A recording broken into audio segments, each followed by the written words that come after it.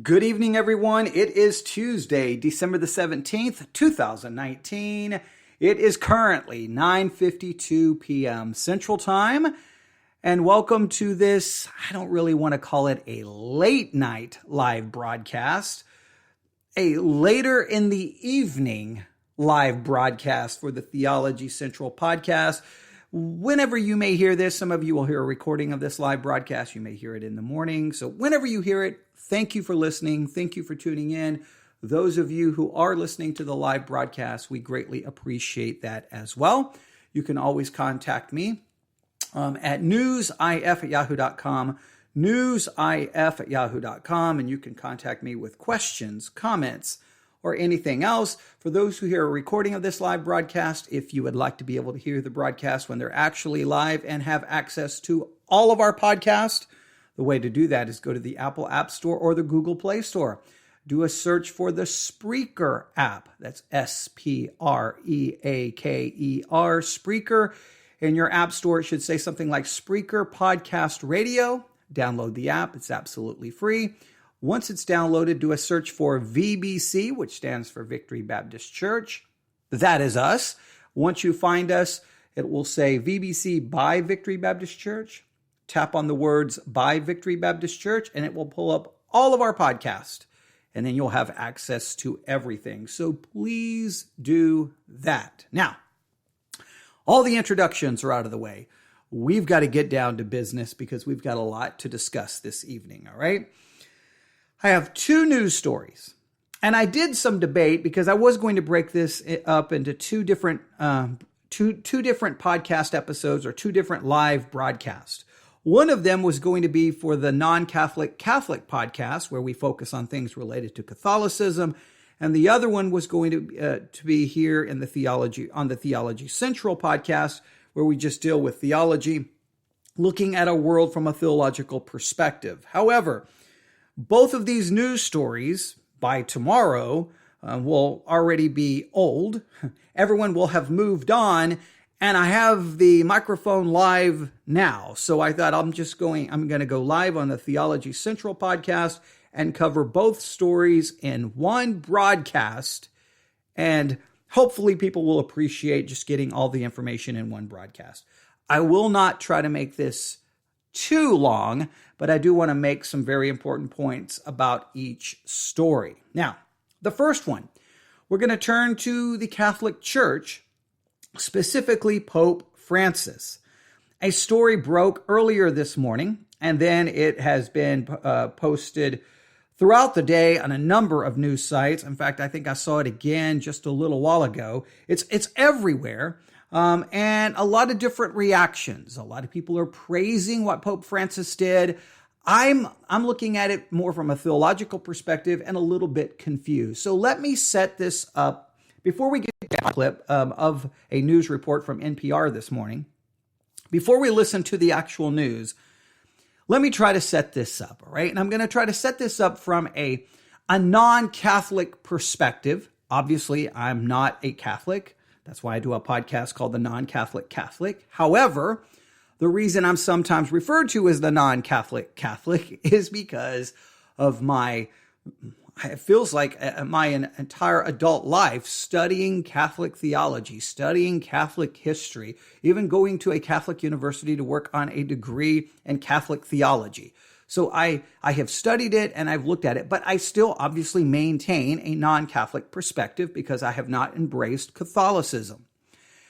So I think that's kind of an interesting perspective that I have. I've studied it, I know about it, but I haven't embraced it. So there is I think I try to be fair, and I think I try to ensure that I'm accurate when I deal with things related to Catholicism.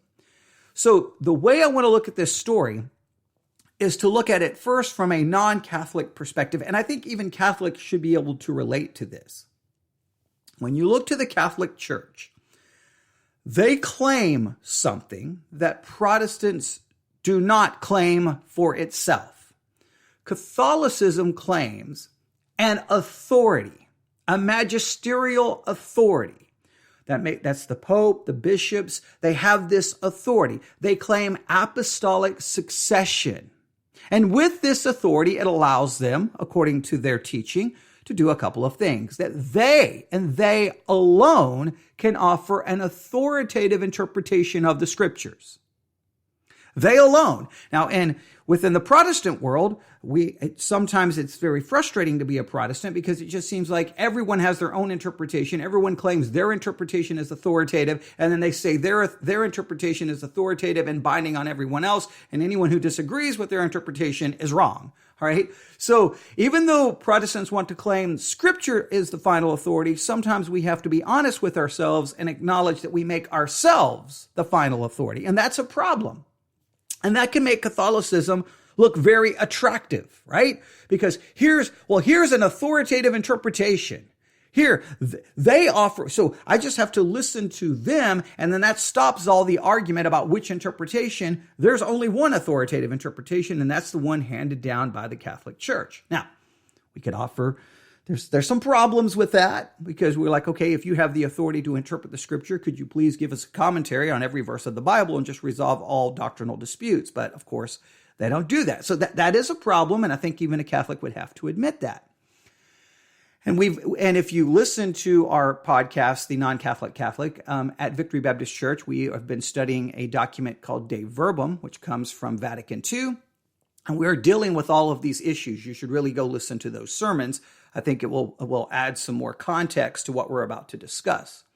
So they have this authority that they can offer an authoritative interpretation of the scriptures. They also claim that at certain times, the Pope can offer an infallible decree, right? That it's a decree, it's infallible, it's without error. Now, they don't do that all the time. Now, let's be fair, within Catholicism, they believe a Pope can be a sinner, can make mistakes, can do all kinds of things wrong. And so it's this really weird, like at certain times he's infallible, at other times he's not so much. And at other times he can make this mistake and this mistake and this mistake. But from a non-Catholic perspective, you can go, well, wait a minute. How many mistakes, how many times can you be wrong when it's things handed down by the authority of the church that later you say, well, that was wrong before? How many times can that happen? How many times can I read about that in history and then still supposed to submit to that authority? For example, if we go back to the time of the Reformation, they were selling indulgences, right? To build a building, right? Hey, we need to build this building. We need money. Let's sell indulgences. Hey, you don't want your grandmother to suffer in purgatory. Buy an indulgence and get her out. Well, they even acknowledged that was messed up and stopped it. Well, wait a minute. Wasn't it the church authority who issued that? Isn't the church authority who went along with that? Well, and we could go along with a number of other issues that's happened in the history of the Catholic Church. So this news story, I want you to look at it through that lens. We're looking at a church that claims an authority that no one else can claim for itself. As a Protestant pastor, I don't claim this kind of authority, that I'm the only one who can offer an authoritative interpretation of Scripture. Now, yes, it can lead to sometimes to spiritual anarchy and chaos, which is a problem. Okay, but I don't have time to fix that in this episode. I don't even know if it can be fixed, but just make sure you understand that. We don't claim that kind of authority. Obviously, we do not claim that no one within Protestantism can make an infallible decree. We don't believe that can occur. So whenever we read about things happening in the Catholic Church, sometimes you go, well, wait a minute. How did that ever happen? Why did that occur? By whose authority decided that, and why did everyone go along with it? Well, within their system, they have to go along with it because the magisterium is God's authority. It's apostolic succession. They have the keys. They have the authority. But sometimes you have to question, well, wait a minute, what is going on? Now, this is a situation where a previous decision, I believe it started in the 1970s, has been reversed by Pope Francis, and everyone is celebrating the reversal of a previous decision. But I'm still raising my hand going, well, wait a minute. How did this come about in the first place? And if he can reverse that decision, what other decisions? Now, I know within Catholicism, well, these things could be changed, but this can't be changed because certain dogmas cannot be changed. And I understand all of that, but it raises, again, lots of questions. So this was agreed upon. This was approved in the 70s. And now in 2019, we're kind of like, well, that's kind of a bad idea. Well, wasn't it why was it a good idea then? And so I'm trying to look at this news story through that lens, through the lens of the authority the Catholic Church claims for itself. All right. Now, I'm going to play the news story before I offer any comments. I'm just going to play the news story, and then you'll get an idea of what I'm talking about. Remember, look at it through that perspective. Now, I know all the other news media is looking at it through the perspective of, well, this is a wonderful thing because of all the people who've been hurt, and this may help in going forward in the future. And that can all, I am not disagreeing with that. But I'm trying to look at this from a theological perspective. It raises questions about authority. How many times can they change before you start questioning it? That is how I'm trying to look at that. Okay, hopefully this will make sense, but listen carefully to this report. Pope Francis says he is going to loosen the secrecy requirements around cases of clerical sex abuse. He is ending the use of the so-called pontifical secret in abuse proceedings. And let's talk about what this is and what this means with Joshua McElwee. He's the Vatican correspondent for the National Catholic Reporter, joining us from Rome. Joshua, welcome back. Yeah, thanks for having me. So can you just tell us what exactly is changing here? Well, the Vatican announced today essentially that the Pope has abolished what's called the pontifical secret. This was the practice of imposing really strict confidentiality rules on any sort of proceeding at the Vatican regarding a priest accused of sexual abuse or misconduct. That is now gone. It's something the abuse survivors and advocates have called for decades. Vatican officials I've spoken to have said this was a move to show that they're serious about this. They want the church officials across the world to be working with local authorities. In order to do that, they had to get rid of the secrecy requirement. And they're also hoping that it allows abuse survivors who come forward with cases to more easily follow how the church is responding and what measures are being taken to make sure kids are safe. Can you tell us why this pontifical secrecy was imposed in the first place? Yeah, the Vatican is an independent state just like any other country in the world, and it has different levels of secrecy on different documents. All Vatican officials and on the material they work on kind of a basic level of secrecy. The pontifical secret was essentially the top secret for the Vatican. It was imposed officially in 1974 as a way of trying to protect the name of both the accuser and the accused until the point at which there had been a firm judgment. And in recent years, abuse survivors had said this really had served to protect abusers, to make sure the community did not know that they had been accused, and was limiting the ability of local authorities kind of to take whatever measures they needed to take to keep communities safe. So this move, I mean, how significant is it in the context of everything we've reported on? It's really being praised across the board today. Several abuse survivors, including one who had served on a commission to advise Pope Francis and had been quite critical of the Vatican's slowness to response. An Irish survivor named Marie Collins really praised the move. She said it's something they've been calling for a long time. And obviously it comes in the context of Pope Francis really trying to show the world that he and the Catholic Church are very serious on the issue. The Pope held a big summit of all the heads of the world's bishops' conferences in February. It was the first of its kind. And since then, he's put in place 3 concrete reforms, this today being the third of those. So in just 8 months' time for the Vatican, doing a number of things, which is kind of light speed for the Catholic Church. And Joshua, the Pope also said the Church is now going to label any pornography with people under the age of 18 as child pornography. It had been the age of 14. What was that move about? Yeah, so at the same time the Pope removed the pontifical secret from these cases, he made a change also to a different part of the Church's laws, kind of updating what's considered the most serious crime for the Church. In the past, the Church had labeled child pornography as being any image taken of a child 14 or younger. The Pope has now made that 18 or younger to align with more kind of modern notions of when a person becomes an adult and how serious it would be even for a priest or some Catholic official to have such pornography on their devices. Joshua McElwee is the Vatican correspondent for the National Catholic Reporter, joining us from Rome. Thanks so much. Yeah, thanks for having me. Now, there's two important things in that report. Number one, we have this pontifical secret.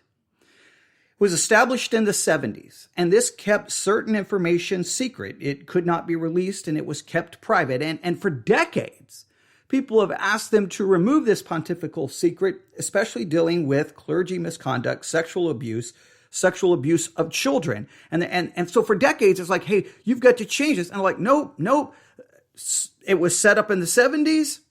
That's just the way it is. And you're like, well, wait a minute. What gives you the authority to do this? Well, they're an independent state. Okay, well, now you've got this mixture of church and state, but it still impacts the church. And it's being done off this claim of authority.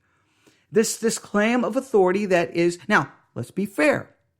We don't want to be fair. In a local congregation of any Protestant church, the leadership there can create all kinds of rules for themselves and do so, but they do not claim for themselves in normal theological circles. Now, maybe some cult, but in normal theological circles, the Protestant cry is Scripture alone as the final authority.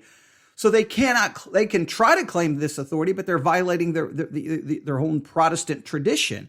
Within Catholicism, you've got individuals who are claiming apostolic succession, power of the keys, all of these, magisterial authority, all of this authority, and they're like, hey, we're going to have this pontifical secret, so we're going to keep all of this information secret. And this led to, in many cases, what they believe was basically covering up information that could have protected people in the future. And there were calls to remove it for decades. And all of a sudden, well, Pope Francis just says, hey, it's gone. Now, that's awesome that it's gone.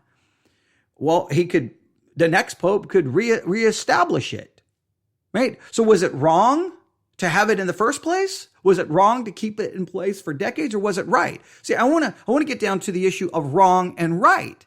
If the authority was wrong, then this becomes the theological problem with the authority structure. I think, was it last week? I did a broadcast, I think in the Non-Catholic Catholic podcast, for the Non-Catholic Catholic podcast, with some financial issues happening within the Catholic Church and mismanagement and them not telling people how all this money you're donating, only 10% of it actually goes to the charitable cause you think you're giving it to. Well, that's a major problem. That's a major concern. That shows, again, lack of integrity. Am I supposed to trust this authoritative structure? Well, here they had something in place called the pontifical secret. I don't even know how many people even knew it even existed. And some believe, and I cannot be dogmatic about this, that this led to the ongoing sexual abuse problem in the Catholic Church, because information was being hid from people, kept from people, and priests were being able to be moved from parish to parish to parish, even though everyone knew there was a problem. And this was done by the authority of the church. That's the way I want you to understand this. The second thing in that report that was interesting, the Catholic Church can determine, according to church law, when it's considered child pornography or when it's not. Well, it used to be the age of 14. Anything under the age of 14, that's child pornography. Now it's the age of 18. It's just, that kind of authority is somewhat like, you have to truly be a Catholic, you have to surrender and submit yourself to that authority. If you're going to be faithful to Catholic theology, there's plenty of Catholics who are not in submission to the authority, but they're violating their own theological tradition. They're violating their own theological text. Their own. If you look at the Catechism, even if you look at De Verbum, the document that came from Vatican II, they're still saying that they speak of the authority of the Church to issue, dogmatic, doctrinal declarations. When you see a story like this, you just have to go, well, wait a minute. How does that work? And again, if you go with the story I reported last week, you have to stop and at least go, something just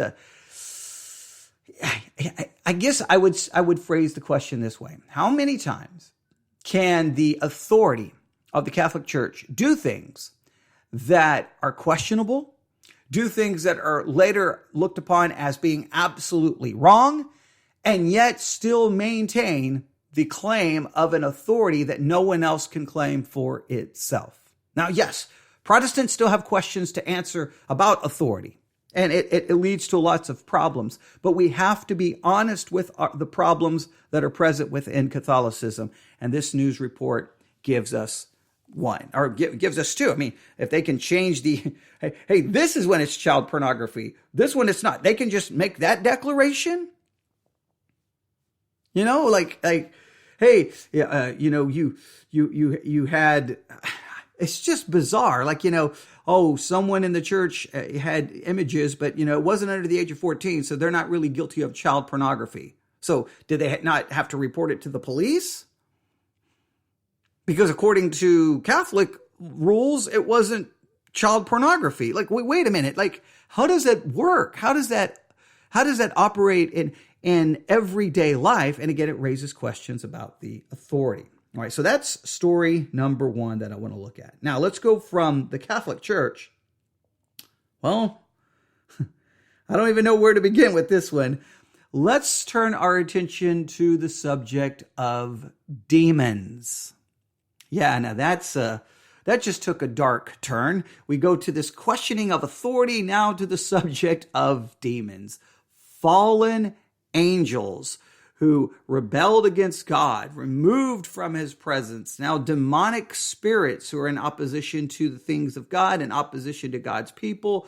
Evil spirits who, we could get into an entire discussion on demonology and the study of demons. But let's discuss this idea of demons. And what we're going to do is we're going to discuss a book. The book can be found on Amazon. It looks like it was published July the 16th, 2019. I am looking at the book right here, right now on Amazon.com. It is called A Children's Book of Demons. A Children's Book of Demons. Currently, it only has a 2-star rating out of 184 ratings. However, if you read some of the reviews, you'll realize a lot of the people marking it down and are condemning the book have never actually read the book. Okay, but it is a children's book of demons. And I've taken the cover of the book to make it the cover for this episode and this live broadcast. Now, I was going to purchase the book and look at it on my Kindle and read sections for this live broadcast. However, they do not have a copy for the Kindle. There's not a digital copy. The only one that's currently available is a paperback for $10.80. And they have one used for $15, which that's more expensive than the new one. That's kind of weird. Hang on. Give me a second. See, all formats. No, I was hoping I was wrong, but no. So it's called A Children's Book of Demons by Aaron, Aaron Leighton, Leighton, Leighton.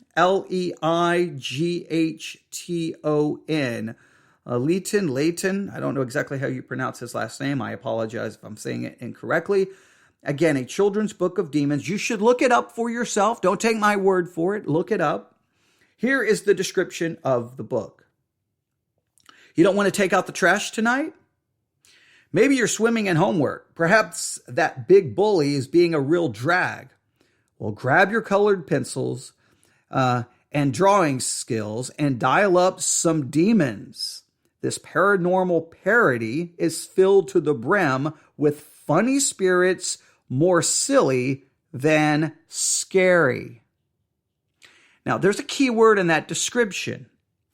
Paranormal parody. Paranormal parody. That is a key word in the description. If you look at the reviews, many are not treating this as a parody. They are treating this as literally a book that is teaching children how to call up demons, how to call on demons. Now, if you think, well, there's just a few crazy people writing reviews on a book on Amazon, Well, let me take you to a news article. Headline, this was published December the 17th, 2019, which is today. Headline, exorcists condemn children's book on summoning demons. So you have exorcists who are condemning this book, and again, note the headline, on summoning demons. They don't say that it's a parody. The description of the book describes it as a parody. The news article says, hey, exorcists are condemn a children's book on summoning demons. Here is the story. It comes to us from Rome. The International Association of Exorcists, also known as AIE. So let me give you their names again. The International Association of Exorcists, or for short, Association of Exorcists, acronym AIE. All right. Here we go. They have issued a statement warning parents of the dangers of a 2019 children's book that gives instructions on how to summon up demons. The statement refers to a children's book of demons, a book targeting children aged 5 through 10 by Aaron Layton, an illustrator and fan of occult practices. The book invites children to summon demons as a way of dealing with unpleasant problems such as chores, homework, and getting rid of bullies. Summoning demons has never been so fun, it proposes. I'll stop right there. Please note, so far in the news article, they have yet to tell us that the book describes itself as a parody. Let's keep that in mind, because this is the thing about news reporting. You want accurate news reporting, right? Now, if you're going to describe it, at least be fair and say the book describes itself as a parody. Now, maybe the news article is going to do that, but I want to say up to this point, and the reason I say up to this point is I've witnessed this a million times. People will start talking about a news article, and you'll say, okay, where's the news article? And then you go read the whole news article, and you listen to them talk, and you'll go, wait a minute, did you read the last paragraph? No, well, I mean, I read the headline, and I read a little bit. Okay, well, then why are you commenting on it? You have to read the whole thing. Most people, especially in 2019, where they just go click on a news article, click on a news article. I cannot give you a percentage because I don't have a definitive study, but I would probably guess, and I'm simply guessing, that a majority of people don't read every word of a news article. They read that first paragraph or two, and then that's it, especially if it's long. So you would want that information placed somewhere at the top to ensure that no one walks away from your article with wrong information. That's what I would go with, because I've witnessed that so many times when people start arguing with something about a news article, and I'll go read the news article. I'm like, wait a minute, you're that's not what the news article actually said if you read the whole thing. But okay, here we go. The book published, and they give the name of the press, the name of the company, KOYAMA Press, presents a number of demons, each accompanied by they have the word sigil, SIGIL, to be drawn by kids as a means of conjuring the demons for their personal benefit. Layton's rendering of the multi-eyed, multi-named, sharp-toothed demons are outlandish without being creepy, and the creative concept will likely inspire some readers to create demons of their own, Publisher Weekly declares in its review of the book. All right, let me read that again. Here's from a review of the book, Publishers Weekly. They state Layton's renderings of the multi-eyed, multi-named, or multi-armed, I read that wrong, multi-eyed, multi-armed, sharp-toothed demons are outlandish without being creepy, and the creative concept will likely inspire some readers to create demons of their own.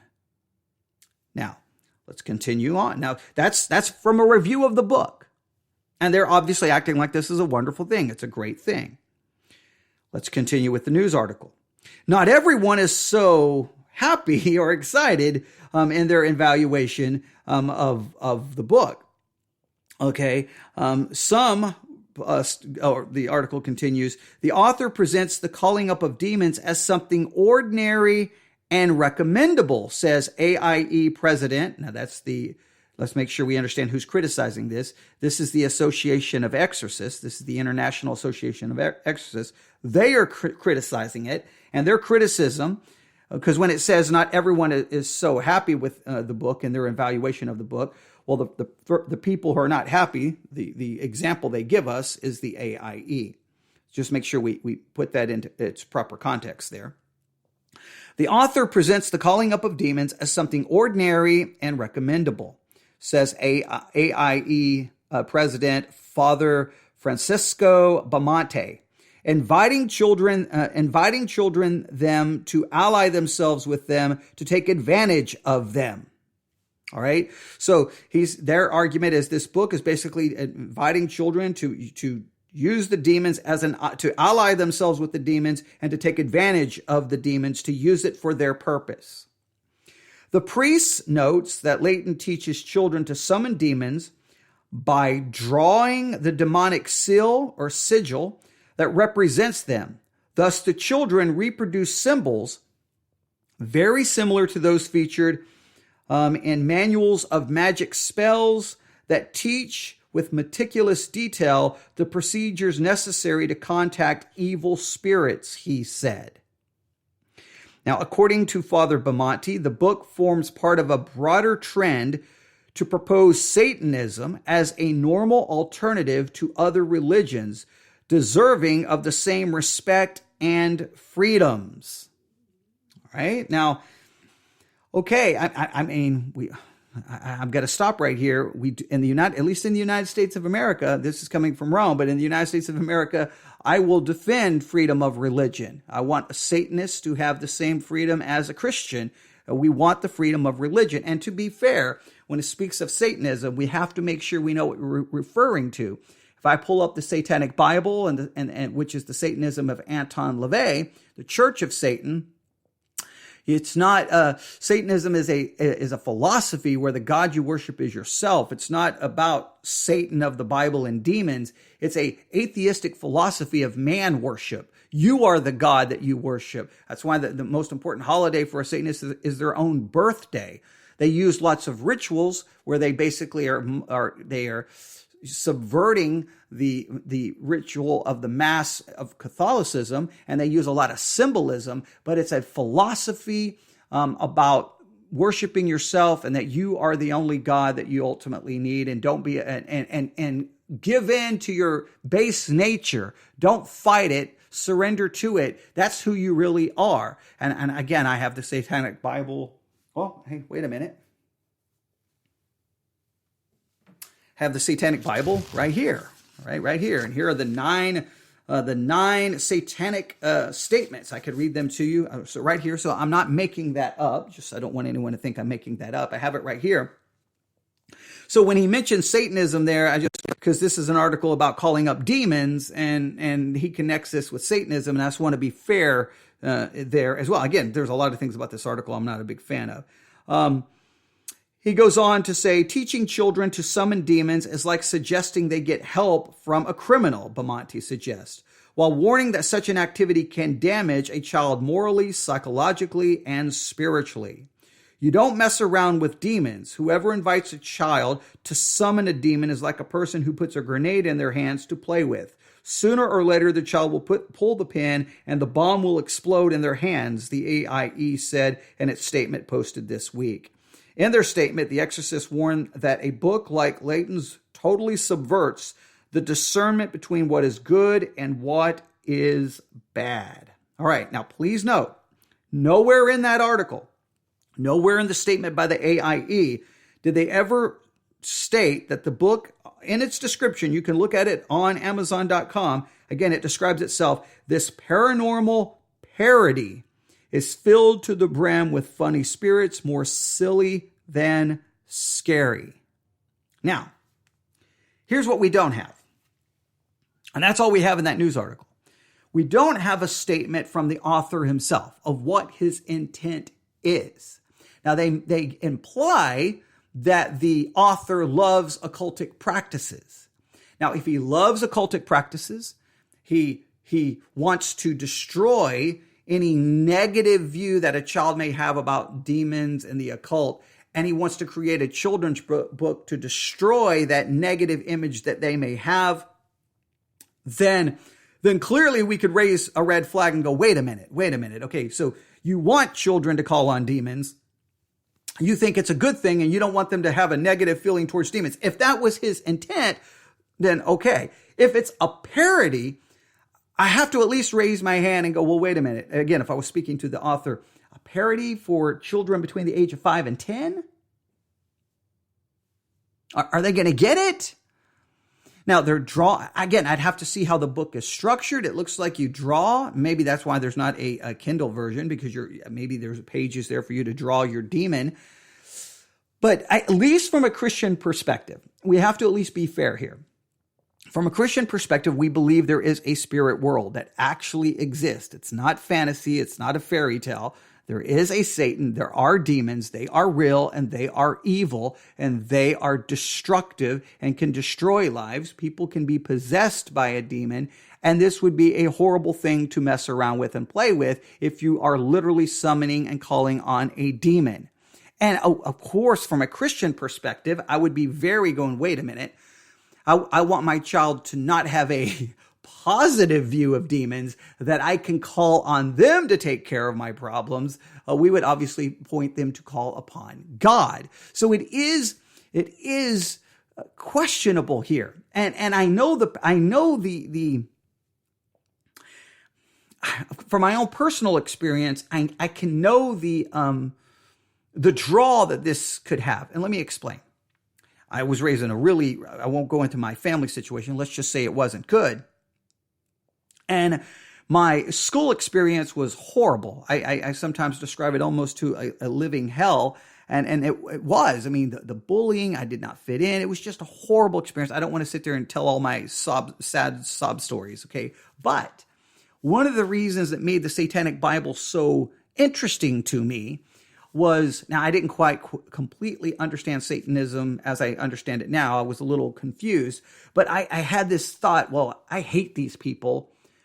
I want some demonic force to destroy them, to get them back. And if I can call upon some demonic force, then I want to. And I found out, carrying a Satanic Bible, it scared everyone to death. And there was like a power to it. And so telling kids, hey, you got that bully, you got these bad things, call on a demon to take care of it. I don't know how it would affect a 5 to 10-year-old. I don't even know how they would be processing it. But I know for a teenager, with all the teenage angst that a teenager can have, especially if they're in a broken home with a bad situation, this kind of concept would be extremely powerful. I don't really know what the end game is here for children. It seems somewhat confusing. Now, it's hard to judge the book without looking at it, right? And that's why I wanted at least a digital copy so I could purchase it and look at it. I don't know if I really want to go spend, the money to buy the paperback, but on the face value, you're calling it a parody, but if your key audience is 5 to 10, what are you parodying? What are you trying to accomplish through a parody? Is this supposed to be just fun? Or is there something more going on here? Because you're really going to change a child's perspective on demons. You're really giving them this idea that, look at these demonic creatures, but they can be used for you, for your purpose. Well, where do they go with that life lesson? What life lesson are you giving them? If it's just about drawing pictures, then why even, why?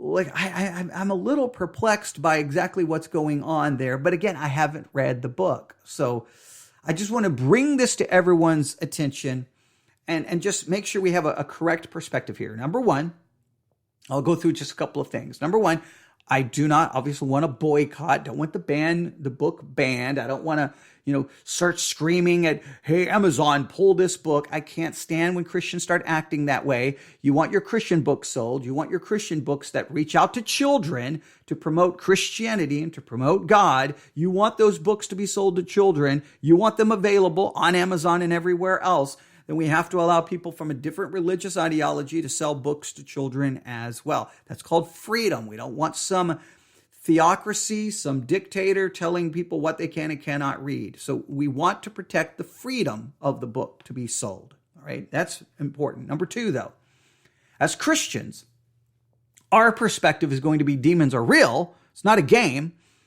And you don't want to call on them for anything. All right, you don't want to do that. So that would be obviously our Christian perspective coming through. However, number 3, we have to be very careful because the book claims to be a parody. So we have to at least acknowledge that when we speak of it. And number 4, we have to realize we have to read it to really understand what is going on. Now, I'm not saying you should read it and start calling on the demons and doing whatever it tells you. I'm not telling you to do that. And I'm not telling you buy the book and gather all your children around the kitchen table and say, tonight we're going to see if this really works. I'm not saying you do that, saying that we just may need to see what's in it. Now, this is one of those situations where it gets a little buzz, gets a little attention, and it may be gone by tomorrow, and we may not want to make a bigger deal out of it than it is. But we need to at least be aware of it. And if you have, it would be interesting if this book would show up at a public library. So I don't know. I may purchase. It depends on feedback. I don't really want to purchase this book because I don't really feel that it. I think it's pretty obvious on its surface. That's what I'm trying to say, right? From a Christian perspective, we're not going to support it, right? Even if it's parody, it just seems you're convincing children that demons is a good thing. We're opposed to that, and because we believe demons are real. The spirit world is real. Satan is real.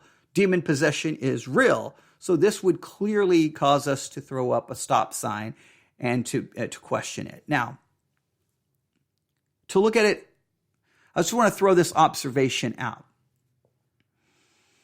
Obviously, forever, since the history of man, there has always been false religion, false religious ideas, philosophies that contradict Christianity.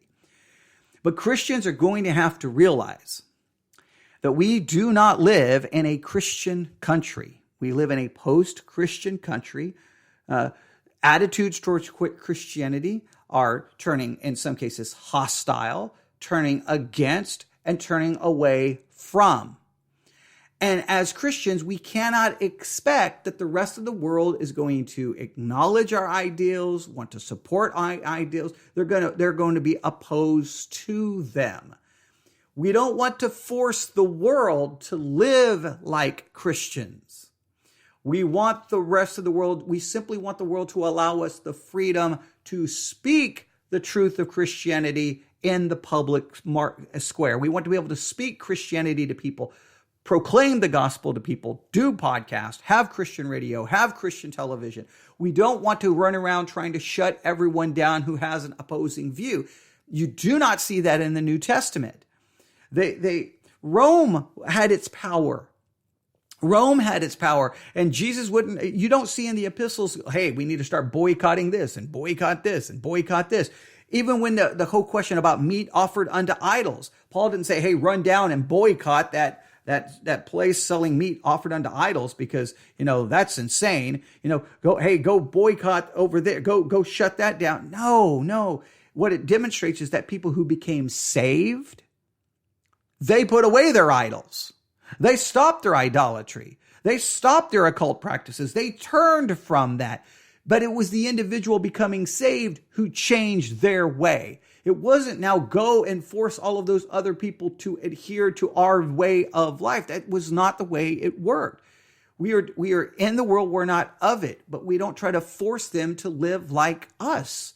That doesn't accomplish anything. They can live like us, but without salvation, they still will end up in hell. So this goes right back. This connects to the other thing I reported on, I believe, this week in regards to Netflix and the Hallmark Channel Same principles apply. All right, so I'll stop right there. 2 stories tonight. The Pope Francis, pontifical secret, no more. He decreed it gone, it's gone. All right, that's good news. But we have to look at this. Well, wait a minute. How did it get there in the first place? And how do we understand authority and power? And they've redefined now what constitutes child pornography. Hey, used to be 14. Now it's 18. It's just, I mean, that's an interesting, you got to look at it from that perspective about authority, and it's interesting. Second news story. There's bring up the name of the book. We have a children's book for children ages 5 to 10. I think that's what the article said. I've got to unlock my iPad here. 1 second. There we go. It is called A Children's Book of Demons. A Children's Book of Demons by Aaron Layton. You can look at it at Amazon.com. If you cannot find the book, email me at newsif@yahoo.com and I will send you the link. At least be aware of it. I'm not going to go through all the points that I made, but those are the 2 stories we looked at tonight here on a live broadcast for the Theology Central podcast, where we look at what's happening in our world, but we try to do so from a theological perspective. We try to keep theology central. Now, we also do devotional studies and a lot of other things on the Theology Central podcast, but hopefully that gives you some information and gives you maybe a perspective and how to look at it and understand it. And if you do have questions in regards to Satanism, only reason I got into a brief discussion about Satanism is whenever a news article mentions Satanism, I always just shake my head because typically they misrepresent it. And he's making a quote about Satanism, and maybe there is a trend happening to say, hey, these other religions are acceptable. But of course, that's going to be the case when people move away from Christianity. But to place the word Satanism in an article dealing with calling up demons, you got to specify what form of Satanism you're referring to.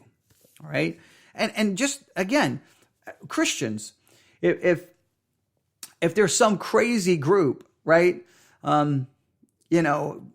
doing something insane, saying absolutely insane things, protesting funerals for, veterans who die in a war and saying horrible things about them, as was at Westboro Church, who protest at people's funerals. When the media refers to them as Christians, the rest of us go, well, wait a minute. Can we draw a distinction here? Well, it's fair when we talk about any group. If we're talking about Satanists, or if we're talking about any group, when there is a distinction, we need to be fair and make that distinction. And that's the only reason I pointed that out. But if you have any questions in regards to Satanism, you can email me at newsif@yahoo.com, and I'll be more than happy to, give you whatever information you need. All right, I'll stop there. Thank you for listening to this live broadcast. Thank you if you listen to a recording. Have a great day, great night, and just remember, make theology central. God bless.